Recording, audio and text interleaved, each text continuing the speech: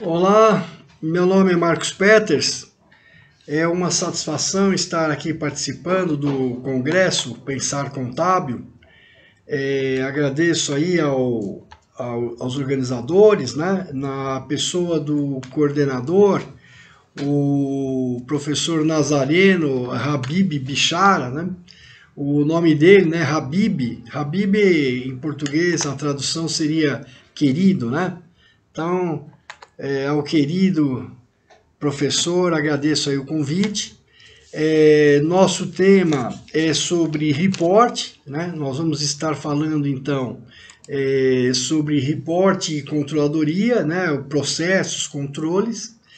É, então vamos dar início a isso, é, explicando então a primeira coisa, né, que a gente tem que destacar nesse assunto é que nós temos a contabilidade, ela tem dois grandes serviços, vamos dizer assim, né? A contabilidade como uma ciência social, né? Ela é um ramo da ciência social, a contabilidade. Aqui no Brasil, esse ramo é da administração, né? Da ciência social administração. Como é nos Estados Unidos. Alguns países da Europa continental, aqui na América do Sul, Argentina, por exemplo, eles têm a contabilidade como um ramo da economia. Tá? Então, nós temos a contabilidade com dois grandes serviços. Né? Um é o registro, né? É o registro transacional, né? Que é o mais tradicional, é a base, então, da contabilidade societária, né? Do General Ledger, né? O livro diário. Então, é um sistema, né? A contabilidade ela tem um sistema de registro transacional, né? E que se preocupa com o patrimônio, né? E com o resultado da movimentação desse patrimônio.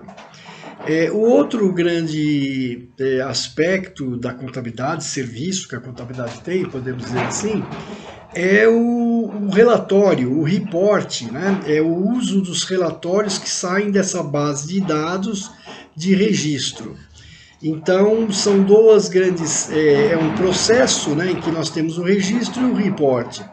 Mas os sistemas normativos eles se desenvolveram primordialmente, inicialmente, né, em cima do registro. Né? Então, nós temos as contabilidades chamadas societárias ou estatutárias, né, statutory em inglês, que são afetas ao registro. E essas contabilidades, né, elas têm um objetivo primordial de registrar, né, e servir a apuração de resultado e a destinação desse resultado. Né? Então, a contabilidade societária, ela tem também, além da parte, digamos, societária em si, estrito sensu, que é para fazer a apuração e destinação do resultado, nós temos também o serviço, a contabilidade fiscal, né? Por exemplo, o SPED que nós temos aqui no Brasil, que é uma espécie, né? É o livro diário, num formato interessante para a Receita Federal, né? Então, nós temos essa parte de registro. E temos a outra parte que é o report, né? E como que isso tudo nasceu? Né? Na realidade, há milhares de anos atrás, o ser humano, né, o Homo sapiens, digamos assim, ele se tornou agricultor, ele se fixou, ele deixou de ser nômade, né? Começou a ter rebanhos, culturas e assim por diante. E isso gerou então um princípio social que é o da propriedade, né? O sujeito ser dono, né? O dono dos recursos, né? Então, este fato é muito importante, porque a contabilidade, como um ramo da ciência social, ela está afeta à sociologia, à antropologia, às ciências sociais em si. Então, a contabilidade, apesar dela ter, digamos, um princípio expresso matematicamente, o método das partidas dobradas, a partir de ter uma metodologia de registro bem exata, ela se baseia para fazer esse registro, para fazer o seu reporte, em princípios sociais, né? Então, esse primeiro princípio da propriedade é que gera as partidas dobradas, né? O fato de o ser lá primitivo, por exemplo, aqui no Brasil, em Raimundo Nonato, né, 350 quilômetros de Raimundo Nonato, no Piauí, na Serra da Capivara, ali é um ambiente muito seco, né, e preserva as coisas. Então, há milhares de anos atrás, eles tinham lá, o ser que habitava aquela região, ele tinha, os nossos ancestrais, né, digamos assim, eles tinham um registro da pedra, eles registravam o rebanho. E por que isso? Porque era necessário saber de quem que era aquilo, né? E o que ele tinha, ter o controle, quanto que ele tinha, e assim por diante. Então, esse registro que vem de um princípio social, e tem outros princípios sociais que norteiam a contabilidade. Por exemplo, esse daí é do registro, né? Se registrava e tinha sempre uma origem e um destino, da onde que vem o recurso e onde está indo, daí o débito e crédito, né? Mas, posteriormente, nós temos uma situação em que começou a se fazer o reporte, né? Então, esse reporte que vem da contabilidade, ele tem alguns princípios sociais, né? Então, um deles é a entidade, né? É separação de... Nós estamos reportando a propriedade de quem, né? A contabilidade do Estado, a contabilidade de uma pessoa, a contabilidade de um grupo de pessoas, a contabilidade de uma cooperativa, enfim. Esse princípio da entidade é um princípio social, dele que veio as entidades contábeis. A entidade jurídica, que é o CNPJ, por exemplo, representado pelo CNPJ, né?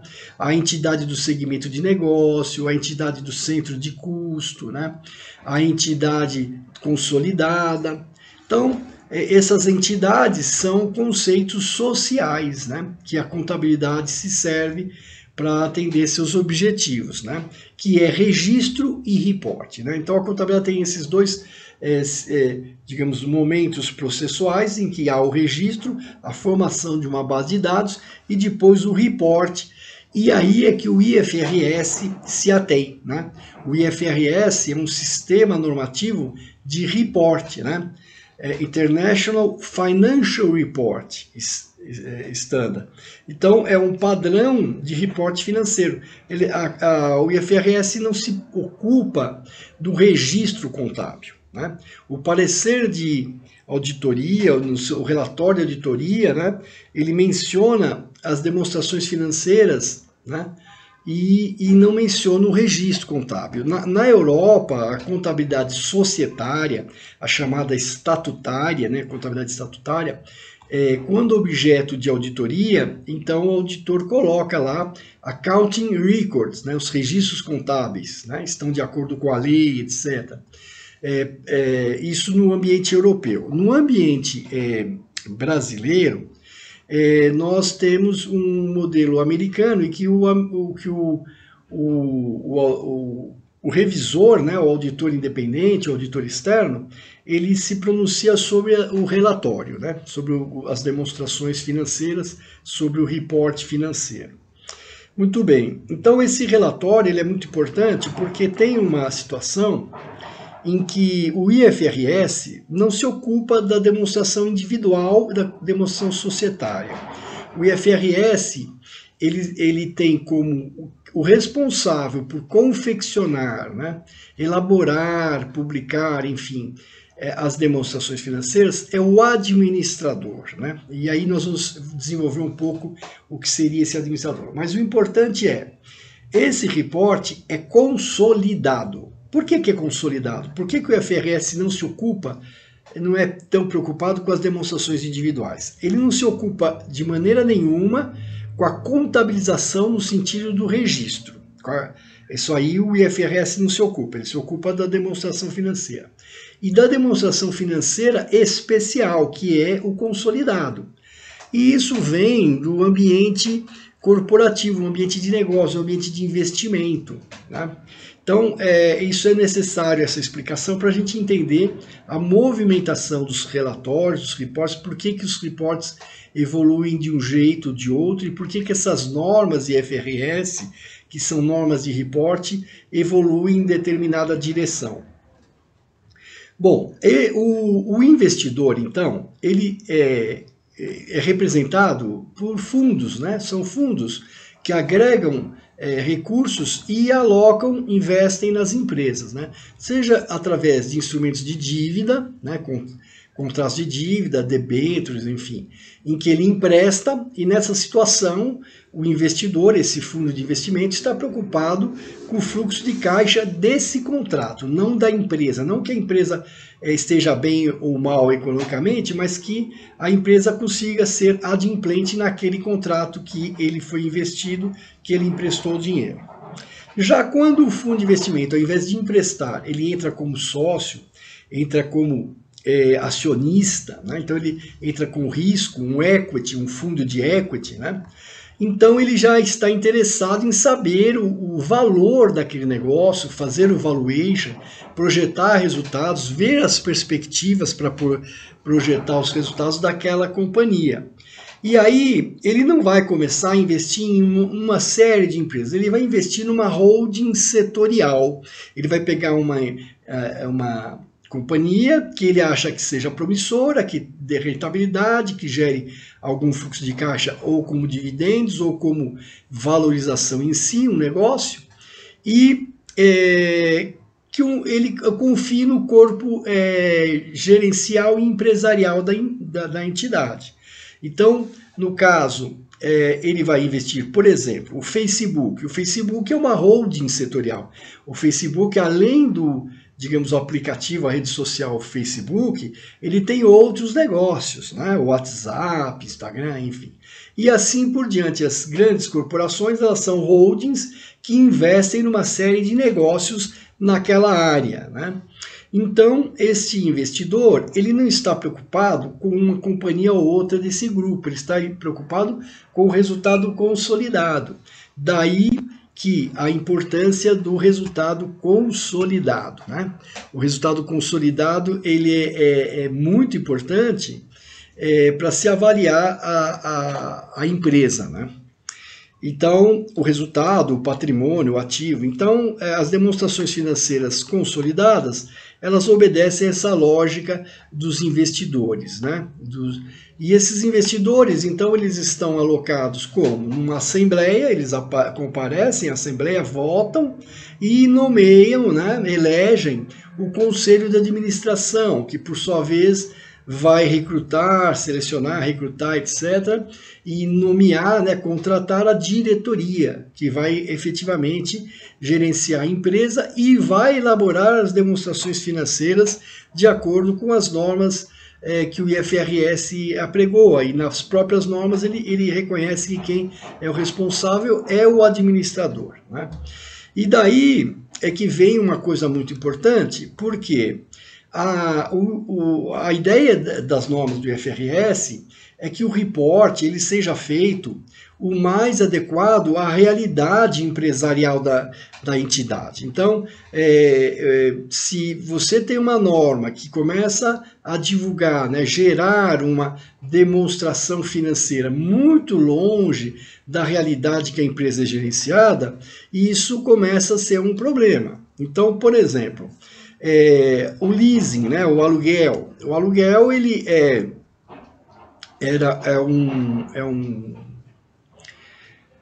digamos assim, era uma situação em que as corporações, aquelas que tinham um capex, um ativo permanente, né, um ativo não circulante muito elevado, normalmente elas, tradicionalmente, elas investiam no seu próprio negócio em termos de ativos, né? Então ele comprava a fábrica, as máquinas, etc, etc. Ao longo do tempo, houve um aperfeiçoamento disso e começaram a se criar investidores especialistas em determinados ativos. Então, por exemplo, se construía uma fábrica e alguém investia para essa construção da fábrica e depois alugá-la, né? e as máquinas também, né? Então, passou-se de ser proprietário de um grande parque industrial a ser um locador de um parque industrial. E locava de pessoas que tinham já escala, né, para fazer isso, para construir fábricas e alugar fábricas para vários, e assim por diante. Então, essa especialização no investimento em ativos gerou, então, uma situação em que as empresas se esvaziaram, digamos assim, de ativos permanentes, né, e começaram a alugar. Então essa mudança originou uma situação em que os contratos de aluguel eles não eram registrados, né? Como alguns, por exemplo, contratos futuros não são registrados, né? Quando você tem um contrato futuro, você não registra, não reconhece, né? Apenas reconhece os efeitos dele. Mas se você compra $1.000 lá para frente, você não vai registrar que tem comprado ativo e passivo em contas, digamos assim, de compensação. Você, exceto em instituições financeiras, mas não no IFRS, você não vai registrar isso, né? Então, o aluguel também não era registrado, né? Então, tinha-se vários contratos de aluguel e não constavam nas demonstrações. Como isso ganhou relevância e as empresas gerencialmente controlavam isso, então originou a necessidade de se fazer uma nova norma, né? E essa nova norma foi feita em conjunto, no caso do IFRS 16, foi implantado em 2019, né, o ano 2019, foi feito em conjunto pelo US GAAP e o IFRS. O US GAAP é o padrão contábil americano, que é desenvolvido pelo FASB, né, que é uma instituição técnica, né, mantido por uma fundação, que desenvolve as normas, né? E essas normas chamam-se ASC, né? Account Standard Codification, né? Padrão codificado, né? Padrão contábil codificado, né? Então essa codificação é feita pelo FASB, né? E no caso eles se juntaram, FASB e ASB, para fazerem normas lá, o SGAP e IFRS, mas em consonância. No caso do IFRS 16, ele teve uma boa evolução, mas chegou um determinado momento, a SEC não aceitou algumas situações, e aí as normas não saíram iguais, saíram diferentes, principalmente por exigência da SEC, que é a CVM norte-americana, né, que resguarda o bom andamento, né, do mercado, né? Sempre entender que essas instituições regulatórias, normalizadoras, né, de deixar regular, deixar normal, né, para não haver crise, não haver situações de oscilação indesejáveis, né, não criar riscos, né, porque oscilações são riscos, né? Então, normalizar ou regular. E para tal, essas entidades, né, no caso do mercado de capitais, a CVM, lá nos Estados Unidos a SEC, né, que é a CVM lá nos Estados Unidos, então no caso, eles têm o poder regulamentador, né, o poder normatizador. Então, normas de contabilidade para as companhias públicas americanas, lá eles chamam companhias públicas, né, Public Company, que aqui a gente chama de companhia aberta, né? Então, essas companhias abertas, companhias públicas americanas, elas são legisladas, normatizadas pela SEC. A SEC delega a esse organismo contábil a feitura das normas, que esse organismo é o FASB, né? Então, os US GAAP são basicamente normas, né, digamos, maior parte, feitas pelo FASB, por delegação da SEC. Muito bem. Então, esse processo de fazer normas, já estou começando a explicar que o report ele é condicionado pela contabilidade gerencial, por como os gestores colocam o negócio, né? Para que fique próximo de como é gerenciado, do que é reportado, do que é publicado, e não publica de um jeito e conduz os negócios de outro, né? Então é muito importante esse conceito. Uma outra norma que merece destaque aí é o IFRS 15, né? Que também foi feito em conjunto, tanto o SGAP como o IASB, e saíram normas significativamente parecidas, né, praticamente iguais. Também temos o IFRS 9, né, o IFRS 9 também foi feito em conjunto. Então, há esse esforço, às vezes não se tem total sucesso, que é o caso do IFRS 16, não fica igual as normas do US-GAAP e IFRS, mas esse esforço existe, né? Então, no caso do IFRS 15, por exemplo, ele vem de uma situação real da empresa, né? Então, as empresas, qual foi o grande catalisador, o grande fomentador de se criar uma nova norma sobre receitas, né? Então, um dos grandes focos de se mudar essa norma é por causa do entidades que fabricam os seus produtos ou fabricam em terceiros, mas enfim, disponibilizam seus produtos aos clientes e esses clientes não são consumidores finais. Por exemplo, a Nike, a Apple, a Microsoft, eles vendem seus produtos através de distribuidores que distribuem para o varejo e esse sim fará como que chama? Fará a venda ao consumidor final. Então, por exemplo, chega lá em outubro de um ano, se faz a venda de uma coleção nova de produtos, né? Vende-se muitos produtos, e esses produtos, então, eles chegam ao consumidor, né? ao distribuidor, varejista, consumidor, e tudo bem. Então, um exemplo, vendeu-se 5 bilhões, né, de dólares lá.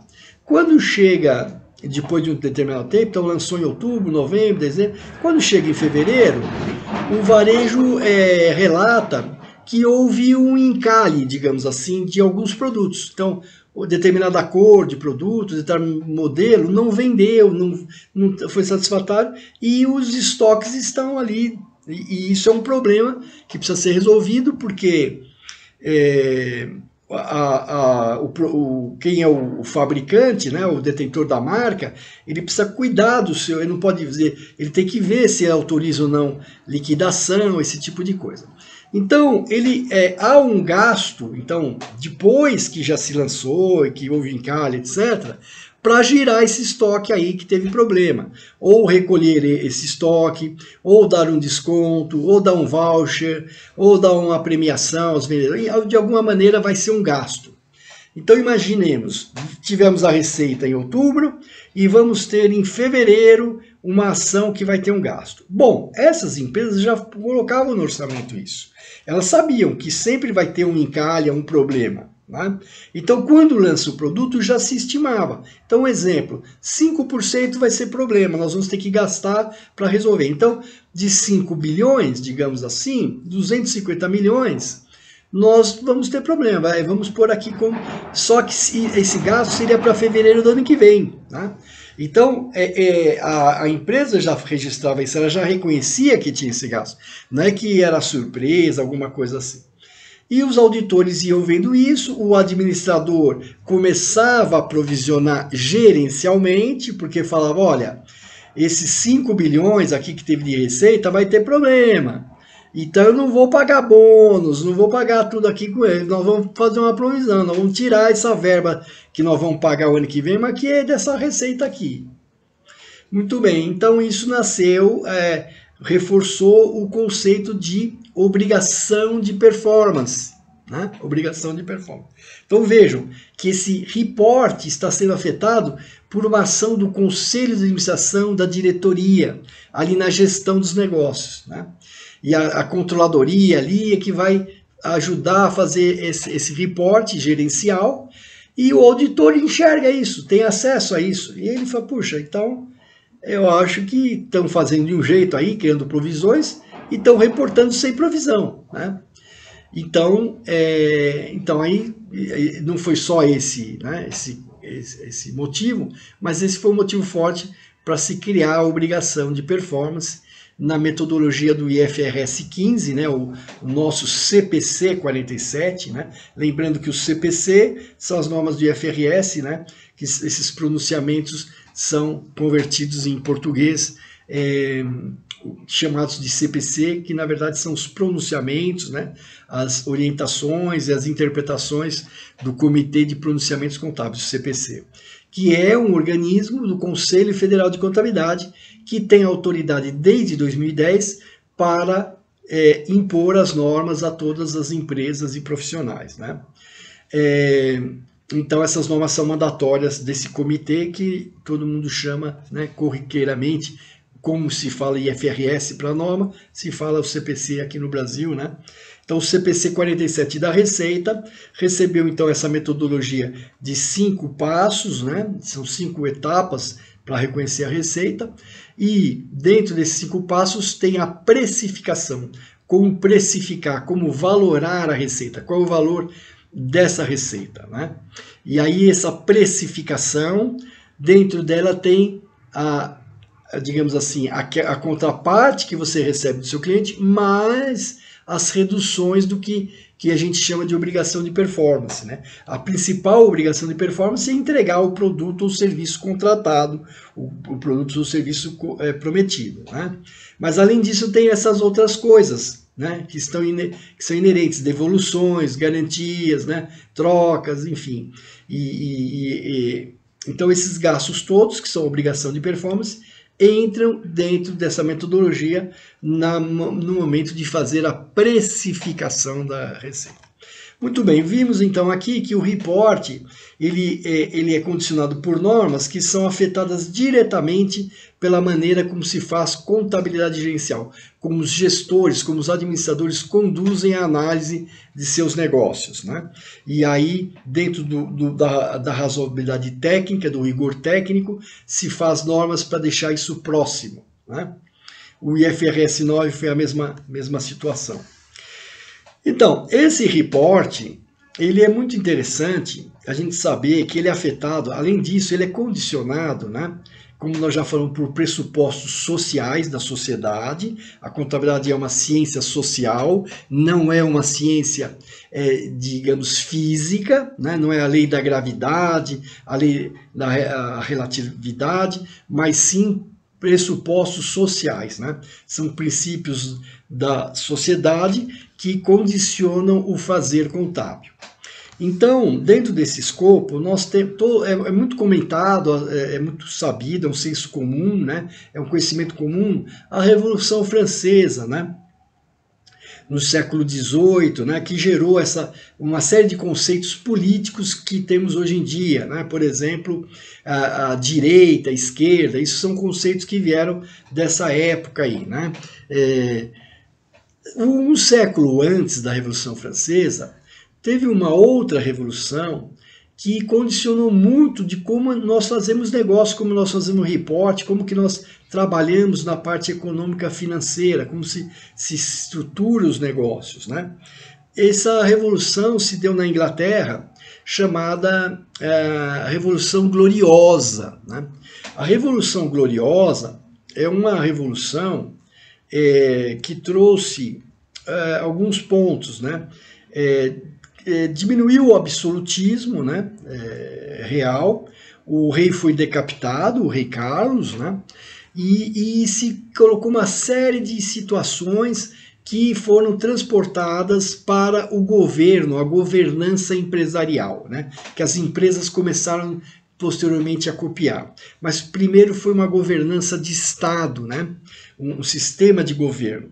Então a primeira coisa foi que se estabeleceu que o poder real, né, o poder do soberano inglês, ele está subordinado ao controle do povo, ao controle democrático, né? A população tem esse controle. Não, logicamente, o controle direto, assim como nós, quando poupamos, nós não investimos direto, às vezes a gente pode investir direto, mas os fundos é que fazem grandes investimentos, né? E os fundos que cuidam disso. Então também não é o cidadão que vai lá controlar o soberano, mas sim ele elege, né, a Câmara de Comuns, que seria a Câmara de Deputados, né? Lá eles têm a Câmara de Comuns, que é o de deputados, seria de deputados, eleito pelo povo, e a Câmara dos Lordes, que são senadores, que são nomeados, enfim. Mas essa Câmara dos Comuns é que gerencia o Estado inglês, né, que administra, através primeiro-ministro, que é eleito na Câmara dos Comuns, por maioria ali dos partidos, né? Eles fazem, então, a gestão do Estado. E o soberano é obrigado, isso já desde meados do século XVII, a prestar contas anuais. Isso é muitíssimo importante, um pouco esquecido, e as pessoas às vezes não enxergam por que as coisas funcionam de uma maneira ou de outra. Nasceu ali. Então, anualmente, o soberano, no caso a Rainha Elizabeth II, o faz anualmente, vai à Câmara dos Comuns e presta contas do seu patrimônio, das variações patrimoniais. Quanto tinha de patrimônio inicial, as receitas e despesas do período e quanto tem de patrimônio final. E não é aceito que se dê déficit. Tem que ser bem administrado. E desde aquela época até hoje não dá déficit. Certo? O soberano não onera a população com impostos por causa de um déficit aqui ou ali, né?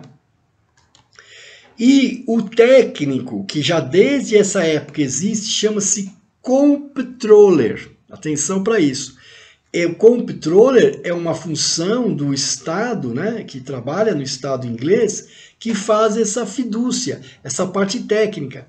Por isso daí que originou esse comptroller inglês, a Controladoria da União Americana e a Controladoria Geral da União Brasileira. Nossa Controladoria Geral da União foi feita em 2002. O presidente assumiu em 2002, foi em reunião em Davos, né? E saiu de lá com esse compromisso de criar um sistema de controladoria do governo brasileiro, né? Então nós temos a Controladoria Geral da União, que é uma secretaria com status de ministério e que faz o controle das contas, né, do governo. Isso é importante. Então vejam que isso é uma governança, né, do Estado. Daí, nessa Revolução Gloriosa, isso é muito importante, uma parte da elite inglesa, dissidente, que não concordava com aquele estado de coisas, imigrou para os Estados Unidos, os chamados pais fundadores, né? George Washington, né? Enfim. Essa turma, que era um pessoal de elite lá na Inglaterra, fundou os Estados Unidos, os princípios, etc., e levou o conceito de prestação de contas, né? Então, o governo prestar contas ao Congresso, né, o governante, e as empresas, eles eram liberais, eles tinham a livre iniciativa, tinham que prestar contas também, né? Então, se você vai fazer uma ferrovia, tem um impacto público, os capitais são privados, e tem que ter um controller, que aí no fim a palavra se modernizou, de comptroller virou controller, delas. Então, porque tinha que ter um repórter organizado. E esse controller, ele está ligado à gestão do negócio, a como funciona o negócio, né? Então, lembrando do início que nós começamos a falar, a contabilidade tem dois grandes serviços, né? Duas grandes colunas. A de registro, né, da contabilidade societária, de prestação de contas e apuração de resultado registrado, né, para pagar dividendos, para destinar ao lucro, para pagar os impostos, no caso, a contabilidade fiscal derivando da societária, né? Então, essa contabilidade societária à base de dados, essa é uma. E a outra é o reporte. Esse report, que é a demonstração financeira, a demonstração ao mercado, ele é altamente influenciado pela maneira que se gerencia, pelos planos, pelas perspectivas. Vejamos, por exemplo, o impairment, né? O impairment. Como que eu vou fazer o impairment? Vou fazer com base no uso do ativo. Se a administração resolve não usar aquele ativo, não tem valor, ele não vai usar. Qual é o valor dele? Só o valor de realizável, o valor de venda, mas o valor em uso, nenhum, porque não tem uso, né? Então, dependendo de como a administração resolve o que fazer, encaminha uma situação, vai ter um valor ou outro. Então, o valuation depende não só dos ativos, da situação, do passivo, da tecnologia, mas também do direcionamento empresarial, do direcionamento que a administração faz. E é isso que se dá da discussão, se vai fazer um impairment ou não, se aquilo é recuperável ou não, depende do resultado. Como eu sei se eu vou utilizar um imposto de renda, um crédito de imposto de renda? Eu preciso saber qual vai ser a renda, eu preciso projetar. E como que eu vou projetar isso? Com base no orçamento de vendas, com base no orçamento de estrutura de custos, enfim, eu preciso orçar, eu preciso enxergar o futuro. E esse orçamento, faz parte de planos empresariais, né? E cada empresa tem uma administração, tem uma maneira de se fazer as coisas e tem um foco, uma aposta, digamos assim, nos seus negócios. Então, cada vez mais, a contabilidade gerencial, ela está impactando o reporte empresarial. O reporte que nós fazemos, que nós publicamos, eles têm cada vez mais impacto. E ele, ao ter impacto, a contabilidade gerencial impactando, o que acaba terminando por consequência? Que essa contabilidade gerencial impacta a formulação de novas normas. Nós enxergamos em cada norma que sai o impacto da contabilidade gerencial. Por exemplo, o passivo dos aluguéis, né, o passivo de arrendamento a valor presente. O que é valor presente? Que taxa usar? Isso é tipicamente gerencial, né? Usar taxa, fazer o valor presente, isso não é transacional, isso não é algo feito, acontecido, isso não é histórico, isso não é ocorrência, isso é algo projetado, né? Se eu vou alugar por 5 anos, vou renovar ou não, é uma aposta, é uma decisão gerencial. Se eu vou cancelar os contratos antecipadamente, é uma decisão. Dependendo dessa decisão, eu vou ter um passivo ou outro, eu vou ter um reporte com valor diferente, né? Então, cada vez mais, o julgamento, mas não é um julgamento só técnico, é um julgamento sob o ponto de vista de como as coisas estão acontecendo na gestão, né? Então, os auditores cada vez mais, além de verificar o transacional, que isso cada vez mais está, digamos, jogado, entre aspas, né, digamos assim, para a tecnologia, né? Então essa parte transacional, a auditoria estava cada vez mais analítica em termos de algoritmos, de processamento de dados para se fazer as checagens, enfim. Mas essa parte administrativa, essa tem que ser, digamos assim, analisada não sob o ponto de vista de algoritmos de transações, né? Mas sim de algoritmos de inteligência artificial, de efeitos, né? Que pode se dar por decisões de um jeito ou de outro, né? Então isso é muito importante. Quando um dos grandes pontos, então, que nós temos, esse aconteceu depois, a partir da Revolução Industrial, há 200 anos para cá, quando, ao invés de expedições, passou a se ter empresas que duram, empresas perenes. Então, essas empresas, elas têm que reportar quando? Se elas não vão terminar nunca, quando termina para reportar? Né? Então se criou o fiscal year, o ano fiscal, o exercício social das empresas, né? Que é o ciclo em que se presta contas ao investidor. Então tem a Assembleia Geral Ordinária, é de ordem, é obrigatória, tem que ser feita. Né? Por quê? Porque eu tenho que atender aos investidores, eles vão se reunir, avaliar as contas e verificar o resultado e destinar esse resultado. Então essa contabilidade societária, que é periódica, ela é muito importante e ela traz em si um desafio medonho, né? Titânico, um desafio enorme, que são as provisões. Nós verificarmos receitas, custos e despesas que são daquele período que está se encerrando e o que não é. Né? O que é daquele período e o que não é. O que faz parte daquilo e o que não faz parte. Então esse é o grande problema. Por quê? Porque nós temos que fazer provisão. Eu dei um exemplo simples da receita, né, de obrigação de performance, que ela acontece depois, né? E nós temos vários outros exemplos, principalmente nessas normas que mudaram mais recentemente, né? Tanto do leasing, da receita, dos instrumentos financeiros, essas 3 normas mais recentes, Nós temos uma norma que vai mudar o ano que vem, mas é apenas para seguradoras, né? O IFRS 17, mas aí é apenas para seguradoras, vai ter um impacto muito grande para elas, né? Mas não é uma norma geral. Mas essas normas mais recentes com impacto geral, nós notamos então sempre essa contabilidade gerencial, sempre ter a necessidade de verificar os planos, e isso tem que ter uma governança, um controle interno, né? Nós temos que ter comprovado que aquele é um plano real, foi feito assim, aquele é o orçamento que foi aprovado, etc., né?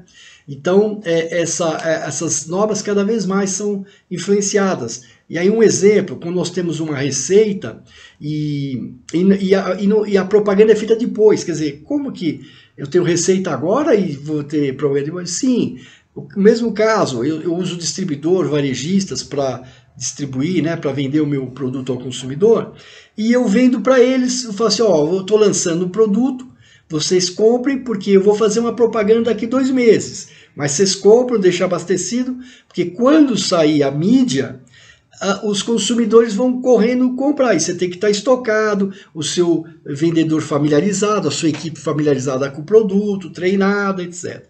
Então, por exemplo, eu vendo os produtos, digamos, um exemplo, em novembro, lancemos, e vou fazer a propaganda em fevereiro, em janeiro, né? Então, nesse caso, eu tenho que provisionar. Então, vejam que esse negócio de provisão, ele depende muito do tipo de negócio e como está sendo administrado, né? Como está sendo administrado. E assim por diante. Então, tem muitas situações novas, interessantes, né? Mas, basicamente, o report, a grande conclusão que eu tentei desenvolver aqui, fazer um arrazoado para nós chegarmos a esse final, né, essa parte final, que seria o report, ele é essencialmente afetado, porque ele é uma notícia para quem conduz o negócio, ele é afetado principalmente pelos investidores. Esses investidores não querem saber da norma, eles querem saber do que está acontecendo lá na empresa, como que a empresa está conduzindo, qual é o reflexo.